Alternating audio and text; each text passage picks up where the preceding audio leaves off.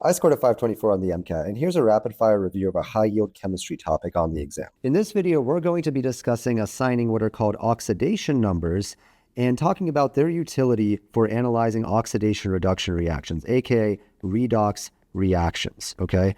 And so an oxidation number is the theoretical number of electrons that are lost or gained by an atom in order to form a bond to another atom. And the key here is that these are theoretical numbers. So this is not ionic charge. And it's very easy to confuse them because these are also kind of like ionic charge, written as being basically 2 plus or 1 plus or 1 minus, etc. But they are not ionic charge. Instead, they're theoretical values that are assigned to atoms in a molecule to basically determine how those electrons, or to describe how the electrons in that molecule are distributed, usually giving the full negative theoretical charge to the more electronegative element or atom, while the more electropositive atoms are given the theoretical positive charge. And again, this is very helpful for determining what is being reduced and what is being oxidized in a redox reaction. Now, to determine oxidation numbers, we have to talk about some rules. And if you know these rules, you're basically going to be able to assign oxidation numbers accurately every single time and determine exactly what's being oxidized and exactly what's being reduced.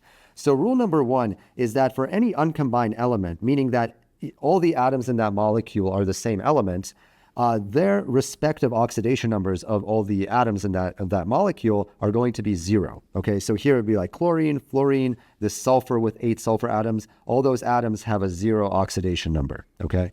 Now, number 2 is that ions like sodium ion or chloride anion, the oxidation number is going to be equal to the charge. Number 3 is that group 1 elements, so alkali metals, right, like sodium or lithium, these are going to have a +1 oxidation number every time. And then group 2, similarly, the alkaline earth metals like magnesium or calcium, these are going to have a +2 oxidation number every time. And then number 5, oxygen usually has a -2 oxidation number because it's very electronegative. And then fluorine always has a -1 oxidation number, and that's because it's the most electronegative element. And then hydrogen usually has a +1 oxidation number. And then rules 8 and 9 are conceptual. So 8 basically says that the most electronegative atom in a molecule is always assigned the negative oxidation number. And that's why fluorine always gets -1, because fluorine is the most electronegative element.